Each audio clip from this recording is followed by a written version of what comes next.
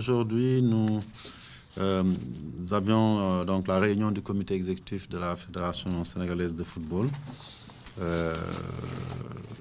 Cette réunion a été convoquée suite à la précédente qui datait du mois de septembre pour aborder un certain nombre de points à l'ordre du jour, relative notamment à, aux compétitions nationales et internationales, à des points concernant certaines questions juridiques qui étaient en cours de traitement depuis quelques mois au niveau de l'instance exécutive, des questions administratives et entrées à la réorganisation en cours de l'administration fédérale, et donc aussi des questions financières liées aux subventions à allouer au club, aux groupements associés, aux groupes d'acteurs et à l'ensemble des membres de la fédération pour la saison 2019-2020. Et aussi, il s'agissait aussi de statuer sur les modalités financières liées aux indemnités annuelles, frais de mission, primes des membres du comité exécutif, des agents et aussi de la Fédération sénégalaise de football, comme aussi des membres des structures décentralisées de la Fédération sénégalaise de football. Et enfin, nous avons terminé sur les infrastructures, investissements et programmes du FOD. Et dans ce cadre-là, pour revenir au premier point de l'ordre du jour, qui avait trait aux compétitions, nous avons fait un round-up des compétitions nationales d'abord, avec le démarrage imminent de cette nouvelle saison 2019-2020 qui va commencer ce 7 décembre avec la Ligue professionnelle, la Ligue 1 et la Ligue 2 de la Ligue professionnelle qui vont démarrer. Et comme vous le savez, ce démarrage a été précédé du challenge des champions qu'on a pu évaluer dans ses moindres recoins. Et le championnat démarrant, les dispositions sont prises pour un démarrage en bonne et due forme. Nous avons évoqué les difficultés, notamment à Dakar, liées aux infrastructures pour la tenue de toutes les compétitions. Mais nous pensons, avec une bonne programmation, pouvoir y arriver. Et vous le savez aussi, la nouveauté par rapport à le championnat de Ligue professionnelle, c'est le retour de la RTS qui, certainement, va diffuser les matchs du championnat professionnel de Ligue 1.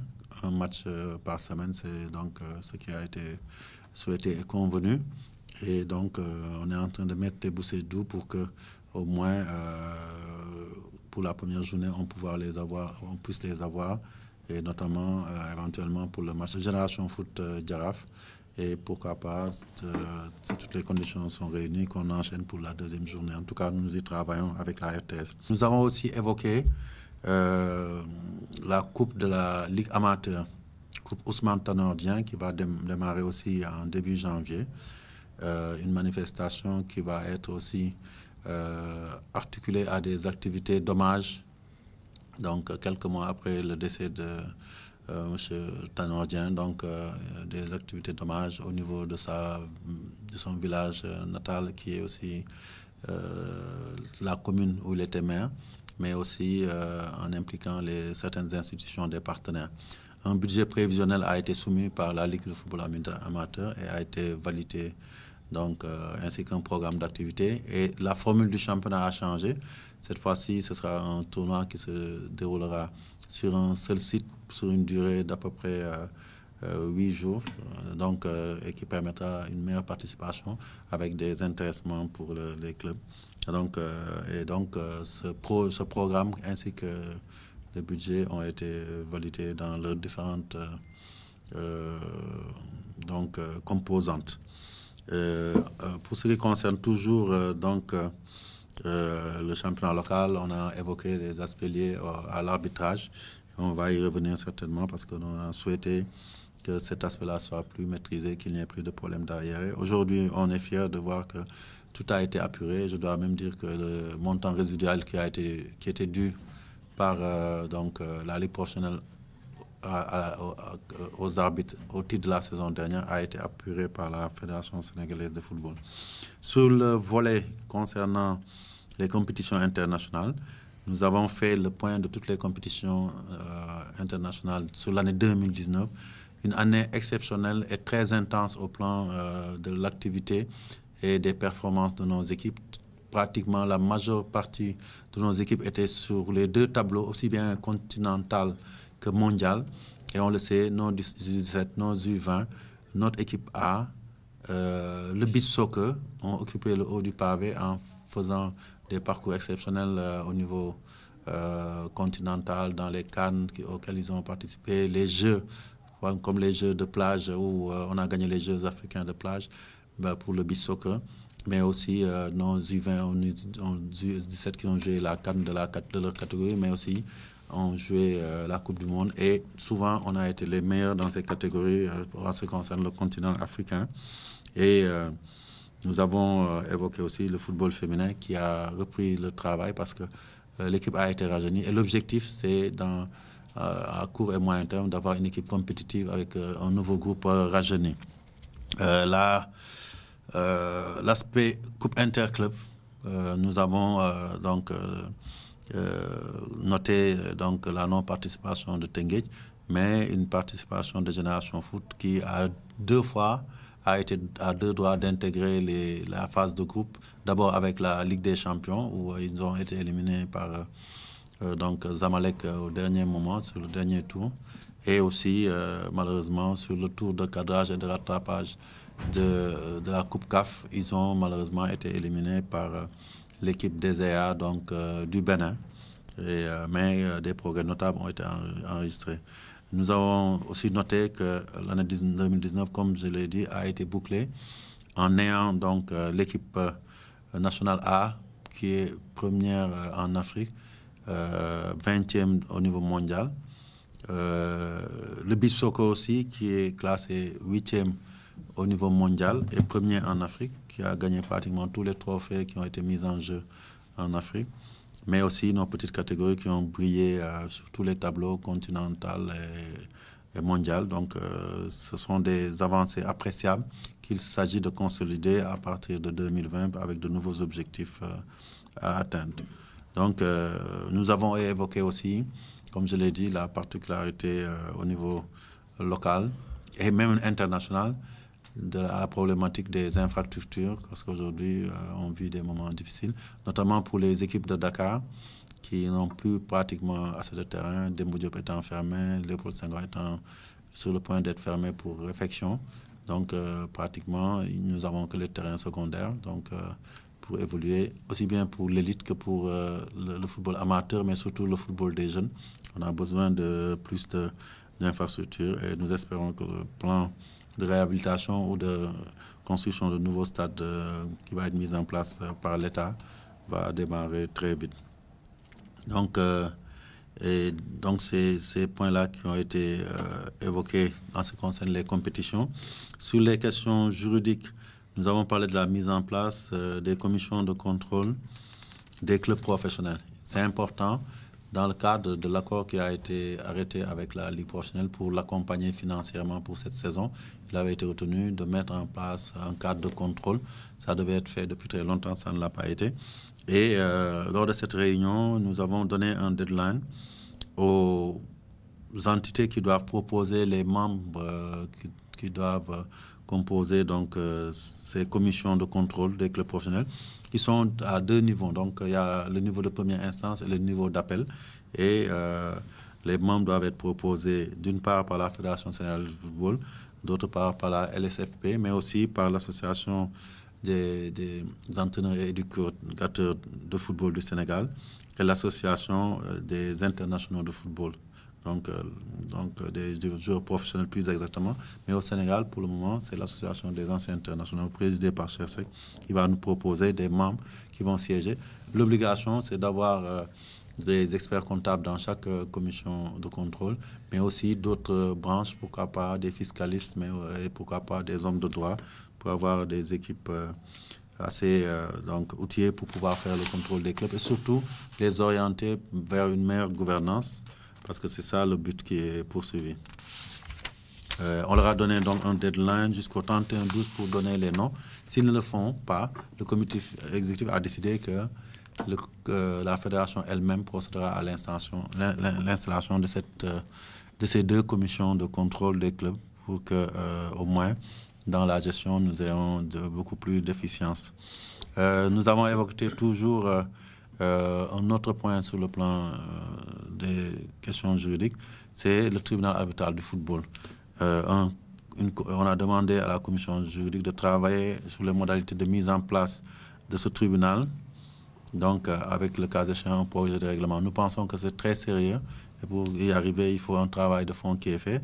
En attendant, pendant cette période, il a été retenu que la Chambre nationale de résolution des litiges, dirigée par le président Ousmane Kane, sera compétente pour trancher tous les litiges contractuels entre clubs, joueurs et autres acteurs.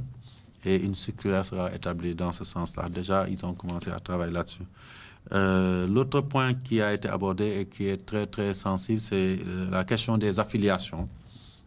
Et le président Kosso Diané, donc vice-président de la commission juridique, a eu à faire une présentation en faisant d'abord un état des lieux des clubs affiliés actuellement au Sénégal. Et on se rend compte que nous avons à peu près 333 clubs, pas à peu près, c'est le chiffre exact que nous avons retenu aujourd'hui, de clubs affiliés. Donc un contingent trop important de clubs pour une fédération comme la nôtre et un pays comme le Sénégal, comparé aux autres pays en Afrique et dans le monde. Et il se trouve que nous avons eu à soumettre au comité exécutif 88 demandes, nouvelles demandes d'affiliation, et sur lesquelles il y avait 49 qui étaient recevables parce qu'elles rempli tous les critères à ce stade-là pour pouvoir être étudiés. Donc, sans compter des dossiers qui ont été omis parce qu'ils n'ont pas été présentés. Donc, ce qui fait que peut-être on a une centaine de dossiers en instant. Si tous ces clubs-là devaient venir renforcer le contingent de clubs existants et affiliés, on ne s'en sortirait pas. C'est devenu impossible, d'autant plus que c'est la fédération qui prend tout en charge. Les clubs sont créés pour être subventionnés et pris en charge totalement pour les compétitions. Et l'opinion générale qui s'est dégagée, c'est qu'il faut qu'on aille très doucement et qu'on veille à ne pas trop gonfler la masse des clubs au Sénégal, parce qu'à un moment donné, ce sera ingérable.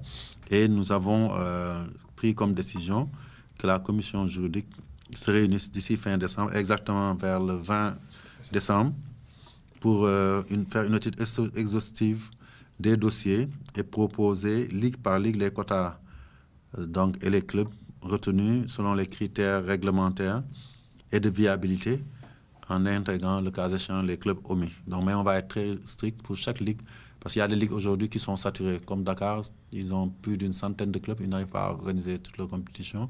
Et voilà qu'on a encore une quinzaine de demandes, 25 demandes encore sur la table.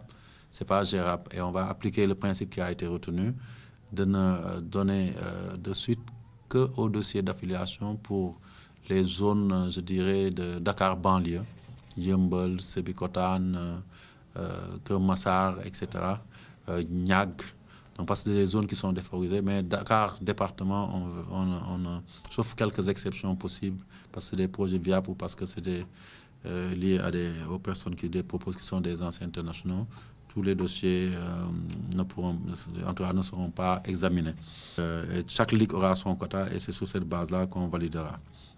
Il a été constaté aussi le caractère modique des droits d'affiliation qui fait que tout le monde peut aujourd'hui se réveiller sans bourse déliée, déposer des dossiers pour être affilié. Et donc, le comité exécutif a légiféré pour changer le montant des droits d'affiliation qui est passé de 10 000 à 150 000 francs. Après des débats très, pas houleux, mais en tout cas très passionnés, parce que certains pensaient qu'il fallait même monter jusqu'à 500 000 francs de droits d'affiliation. On s'affilie trop facilement au Sénégal sans bourse déliée. Après, c'est juste des fois pour ne pas compétir, mais demander aussi des subventions, ou bien c'est des agents qui se transforment en dirigeants de clubs pour pouvoir faire passer les joueurs par le filtre de ces clubs-là et pouvoir les replacer à l'extérieur. Donc tout ça doit être gardé avec des critères administratifs plus rigoureux, et donc la commission juridique nous proposera donc dans ses conclusions donc les clubs affiliés, mais aussi les mesures à prendre pour que on n'ait plus cette pléthore de clubs au Sénégal qui empêche de travailler et de développer le football comme il se devrait. Donc, d'ici mi-janvier, les affiliations pourront être examinées à nouveau. En ce qui concerne les questions administratives aussi, nous avons fait le point des recrutements qui ont été faits au sein de l'administration dans le cadre de la nouvelle réorganisation. Et donc, la prochaine étape, c'était ça, certainement doter nos 2 centres, puisque le directeur du centre de Toubab Dialaw, donc M. Niang, est passé secrétaire général adjoint. Ça fait beaucoup de travail et on est en train de lancer le processus pour recruter un ou deux directeurs des centres de Toubab Dialaw et de Guéréo. Et on va aussi compléter la charpente du personnel. On a recruté des chauffeurs et on est en train de revoir un peu l'organigramme et revitaliser un peu le fonctionnement de l'administration dans toutes ses dimensions. Nous sommes en début de saison. Nous avons abordé la question de la fixation des subventions aux clubs, aux ligues, aux groupements associés et groupes d'acteurs pour la saison 2019-2020. Et ce qui a été retenu à l'unanimité, c'est de reconduire les mêmes subventions que l'année dernière, 2018-2019, donc qui seront acquittées prochainement par la fédération auprès des acteurs. La conditionnalité étant que pour pouvoir bénéficier de cette subvention, il faudra être à jour en règle vis-à-vis de la fédération au titre de la saison 2019-2020, mais aussi toutes les structures et les clubs qui sont débiteurs de la fédération se verront amputés de ces créances-là par la Fédé, avant le versement de la subvention à laquelle ils ont droit. Nous avons évoqué aussi un aspect qui faisait l'objet d'un vide, qui était presque un vide structurel. Pendant des années, on a appliqué des traitements et payé des montants en ce qui concerne les indemnités des membres exécutifs, les frais de mission et primes des membres du comité exécutif, des agents de la fédération et des membres des autres structures fédérales, sans qu'il y ait un soubassement juridique, en tout cas qu'on ait une référence à ça. C'est ainsi qu'après débat, nous avons adopté une proposition d'un nouveau barème sur ce qui touche tous ces aspects-là, l'indemnité annuelle qui devra être touchée par les membres du comité exécutif. Pour un peu, on le sait, il y avait eu un débat récemment sur l'attente des membres du comité qui consacre beaucoup de temps. Et donc, on a voulu se conformer à ce qui se fait partout, au niveau de la FIFA, au niveau de la CAF, au niveau d'autres fédérations sœurs, c'est-à-dire légiférer pour définir un barème raisonnable qui permette de verser ces indemnités-là en respectant un cadre juridique clair et surtout une source et une base légale de ces règlements. De la même manière que nous avons redéfini tout ce qui touchait aux frais de mission quotidienne en fonction du barème qui est défini par l'État. Et on a placé donc ce barème-là pour ce qui concerne les indemnités en cas de voyage avec un basique de 45 000 francs pour les agents et autres membres des structures fédérales, jusqu'à 100 000 francs, donc en passant par 60 000 francs pour les membres du comité exécutif et les vice-présidents et autres, donc le plafond étant un montant de 100 000 francs. Donc, on a aussi évoqué toutes les questions, parce qu'il y en a été occulté, les problèmes des transports, les déplacements, les longs voyages, comment faire et comment aussi définir les classes dans lesquelles les membres de la fédération doivent voyager. Et tout ça aussi a été adopté en respectant la hiérarchie, donc, et en respectant aussi les règles normatives de l'État du Sénégal. Donc, à ce niveau-là aussi, tout a été adopté sans trop de soucis. Donc, je pense que nous avons aussi évoqué les missions à l'intérieur du Sénégal, et le département des finances, en relation avec la commission des finances, vont nous proposer des barèmes de transport, de règlement de l'hébergement et des frais de mission en ce qui concerne les déplacements au Sénégal. Donc, je pense que aussi c'est une avancée notable. C'est la première fois que la Fédération a essayé de réglementer tous ces aspects financiers qui étaient source de conflits. On se souvient des débats qu'on a eus par rapport aux retombées que les membres du comité attendaient de la CAN et de la Coupe du Monde. Bon, je pense qu'une fois qu'une règle est établie, tout est clair, donc on n'aura pas trop de soucis.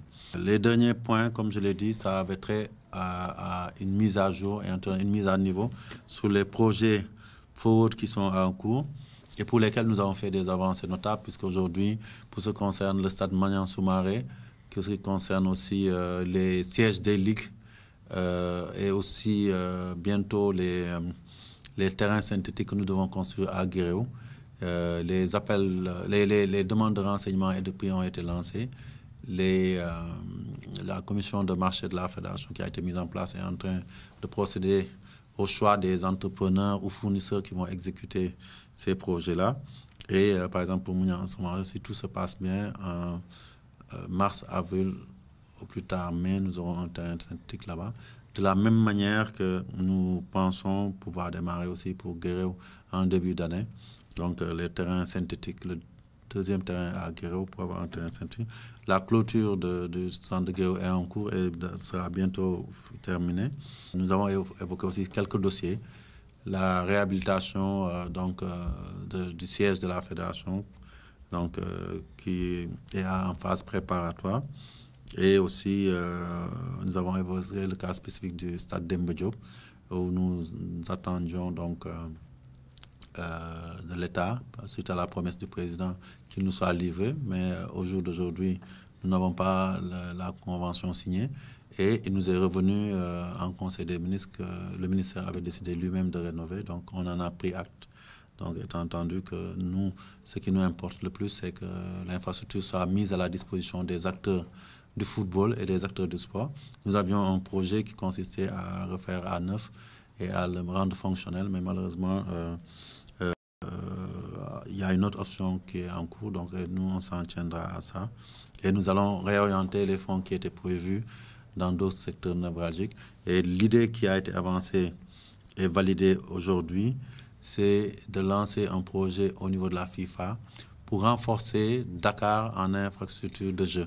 L'idée de base, c'est sur le modèle du stade de Maniang Soumaré, où on a eu un bon partenariat avec la mairie, voir comment nouer des partenariats pour la mise à disposition de certaines infrastructures, soit avec les communes.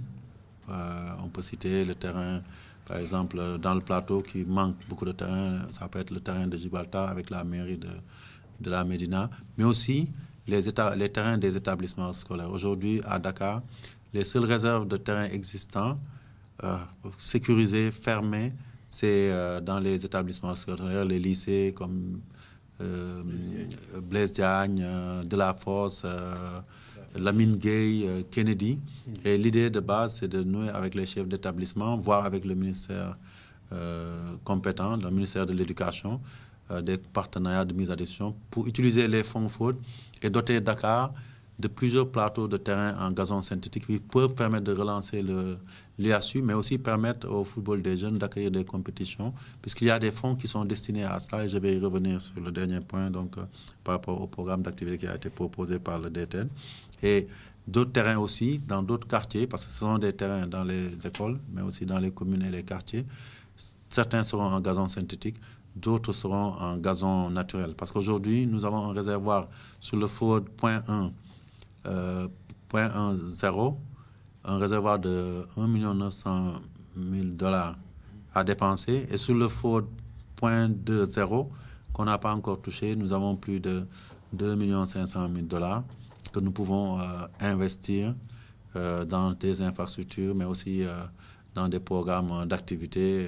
Et il y a lieu d'accélérer la cadence pour pouvoir absorber tous ces fonds que la FIFA propose, et nous y travaillons d'arrache-pied avec le comité qui a mis en place, avec le monsieur Ford que nous avons recruté, Mapate Gaye, mais aussi avec notre consultant en infrastructure, monsieur Jo Sambou. Et donc, pour terminer aussi, le directeur technique national, Maya Sinma, a fait une présentation du nouveau programme de revitalisation et de vulgarisation du football des jeunes. Et ça s'est décliné en plusieurs championnats qui vont de l'élite du football jeune masculin au football jeune féminin. Parce que l'un des pans importants, il ne faut pas l'oublier, c'est aujourd'hui au Sénégal, essayer de faire en sorte de relancer le football féminin dans la toute petite catégorie pour pouvoir avoir dans quelques années une catégorisation du football féminin, mais aussi un vivier pour notre équipe nationale A. Et donc, la DTN y travaille avec la commission de football féminin. Mais aujourd'hui, on a décliné 2 programmes importants chez le football jeune masculin. C'est le championnat dédié aux équipes professionnelles pour les petites catégories. Donc en U17, en U17 et en U18, 19, pour permettre justement à ces jeunes d'avoir plus de compétition. C'est ça l'enjeu le plus important. Et le deuxième niveau aussi d'intérêt, c'est pouvoir partir de ces compétitions-là pour alimenter nos équipes nationales, puisque c'est des compétitions qui se tiennent toujours à année N plus quelque chose pour déboucher sur l'année de compétition CAN ou Coupe du Monde sur des équipes nationales dont les jeunes ont déjà été préparés, ont compétit au niveau local avant d'intégrer les équipes nationales et de compétir au niveau international. Et l'autre proposition, c'est de travailler aussi avec les clubs amateurs essentiellement, mais aussi avec les DTR pour monter des sélections régionales qui vont jouer des championnats au U20 sur une durée d'au moins 6 mois. C'est important parce que tout le monde s'est toujours plaint de l'absence de compétition suffisante pour les jeunes et on est en train de trouver la solution pour pallier à cela. Et je pense que à l'unanimité, tous les membres du comité 2 ont adhéré à ce projet, tout en faisant des recommandations fortes au DTN, c'est-à-dire faire en sorte que tous les segments du football s'y retrouvent. Aujourd'hui, nous avons les écoles de football qui doivent pouvoir se trouver dans les compétitions U15, par exemple.